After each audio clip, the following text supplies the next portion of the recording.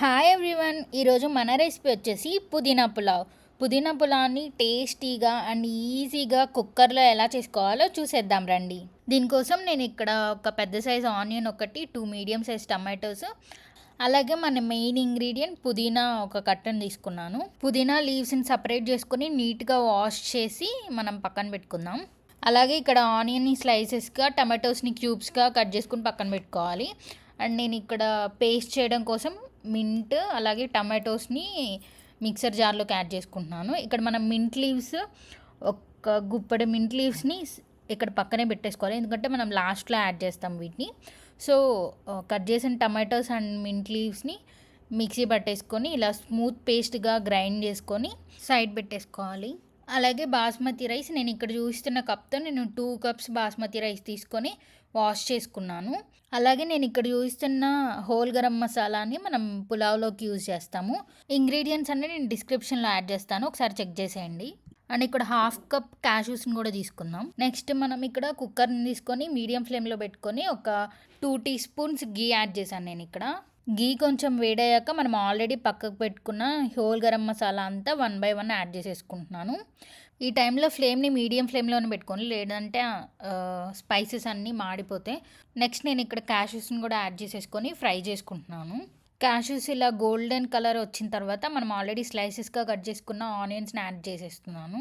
మనం ఇక్కడ కొంచెమే గీ ఆర్ ఆయిల్ యూజ్ చేస్తున్నాం కాబట్టి ఒకవేళ మీకు స్పైసెస్ ఏమన్నా మాడుతున్నట్లు అనిపిస్తే కొంచెం వాటర్ యాడ్ చేసుకోవచ్చు. నెక్స్ట్ నేను ఇక్కడ సాల్ట్ యాడ్ చేస్తాను, దానివల్ల మనకి ఆనియన్స్ కింద అంటుకుపోకుండా ఉంటాయి.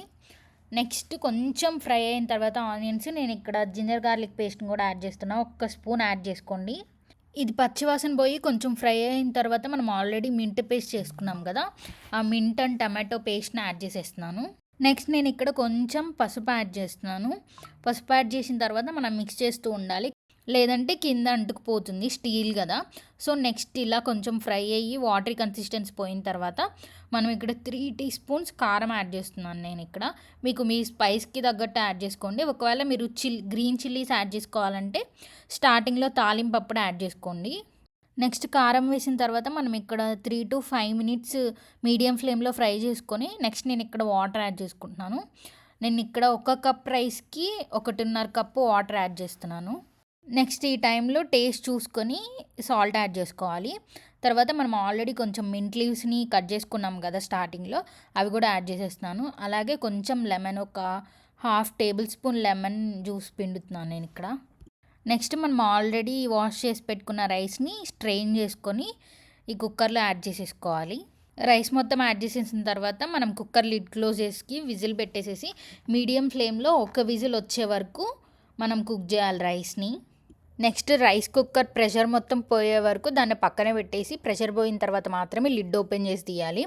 అప్పుడు మీకు రైస్ అంతా అంటుకుపోకుండా ఇట్లా పొడి పొడిగా వస్తుంది.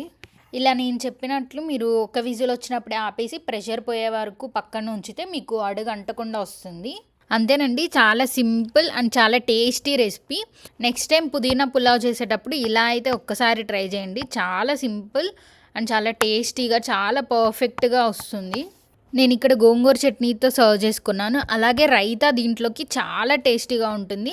రైతా అండ్ పుదీనా పులావ్ పర్ఫెక్ట్ కాంబినేషన్ అండి. ఒక్కసారి అయితే ఇలా ట్రై చేయండి. చూసారు కదా, ఇలాంటి టేస్టీ అండ్ హెల్దీ రెసిపీస్ కోసం మన ఛానల్ని సబ్స్క్రైబ్ చేసుకోండి. Thank you for watching.